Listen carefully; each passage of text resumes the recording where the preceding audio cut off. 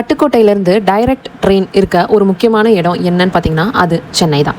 So அந்த சென்னைக்கு நான் போன குட்டி ட்ரிப் தான் இந்த வீடியோவில் பார்க்க போகிறோம். Welcome back to Roomfluencer. Chennai போய் ரீச் ஆகிட்டு ஹோட்டல் செக்இன் பண்ணதுக்கப்புறம் நாங்கள் போகணும்னு நினச்ச ஃபர்ஸ்ட் இடமும் என்னன்னு பார்த்தீங்கன்னா பீச் தான்.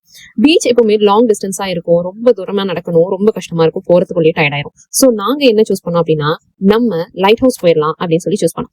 லைட் ஹவுஸ்ல இருந்து பீச் பார்த்தீங்கன்னா ரொம்ப பக்கம், டக்குன்னு போயிடலாம். ஸோ லைட் ஹவுஸ் பீச்சை சூஸ் பண்ணிட்டு அங்கே நல்லா என்ஜாய் பண்ணிட்டு அடுத்து மறுபடியும் நாங்கள் குளிச்சு ரெடியாகி போன இடம் தான் மாங்காடு அம்மன் கோயில். டைரக்டா கோயில் போயிட்டோம்னா கிடையாது, எனக்கு மாங்காடுல இருந்த காலேஜ்ல ஒரு எக்ஸாம் இருந்தது.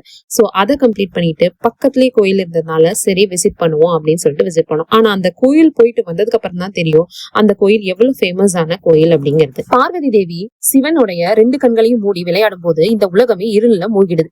அந்த தவறுக்கு பரிகாரமா தான் பார்வதி தேவி இந்த மாங்காட்டுல ஒத்த கால்ல நின்று 5 அக்னிகளுக்கு நடுவுல கடுமையா தவம் செய்யறாங்க.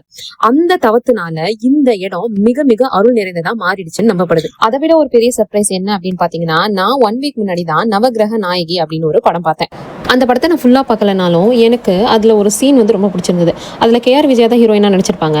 அவங்க ஒரு ஒன்று சொல்லுவாங்க, என்னன்னா எல்லாத்தையுமே இந்த கிரகங்கள் முடிவு பண்ணிட்டா அப்போ கடவுள்ன்றவங்க எதுக்கு இருக்காங்க, அப்போ கடவுளை நம்பி மக்கள் வந்துட்டாங்கன்னா ஒன்று நடக்கும், நமக்கு பிரச்சனை சரியாகுன்ற நம்பிக்கையை கொடுத்தே தீருவோம் கடவுளுங்கிறவங்க அப்படின்னு ஒரு லைன் சொல்லியிருப்பாங்க. ஸோ இந்த கோயிலுக்கு போனதுக்கப்புறம் எனக்கு அந்த லைன் உண்மைதானோ அப்படின்னு சொல்லிட்டு ஃபீல் ஆச்சு.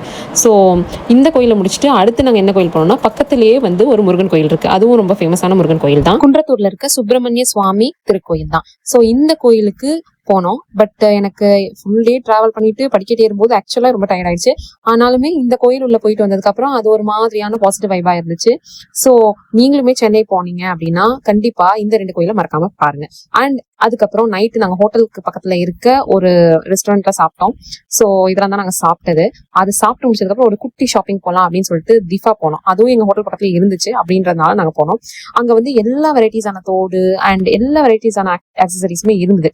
இதெல்லாம் நீங்க ஒரு ஃபேஷன் லவரா இருக்கீங்க, இந்த மாதிரி ஐட்டம்ஸ்லாம் உங்களுக்கு வாங்க பிடிக்கும் அப்படிங்கிற பட்சத்துல நீங்க கண்டிப்பா இங்க போகலாம். பட் காஸ்ட் வைஸ் கம்மியா இருக்கா அப்படின்னு என்ன கேட்டீங்கன்னா எனக்கு தெரிஞ்சு அங்க கொஞ்சம் அதிகமா இருந்த மாதிரி தான் எனக்கு இருந்துச்சு. ஸோ நாங்க எதுவும் வாங்கல, ஒரே ஒரு ரப்பர் பேண்டும் ஒரு நெயில் பாலிஷும் மட்டும் வாங்கிட்டு வந்தேன். அவ்வளவுதான் நான் பர்ச்சேஸ் பண்ணது. ஸோ உங்களுக்கு இந்த vlog பிடிச்சிருந்தது அப்படின்னா கண்டிப்பா லைக் பண்ணுங்க, ஷேர் பண்ணுங்க, கமெண்ட் பண்ணுங்க. அண்ட் இது போன்ற vlogs கண்டிப்பா ஃபியூச்சர்ல போஸ்ட் பண்றேன். கீப் வாட்சிங் and without fail subscribe to my channel.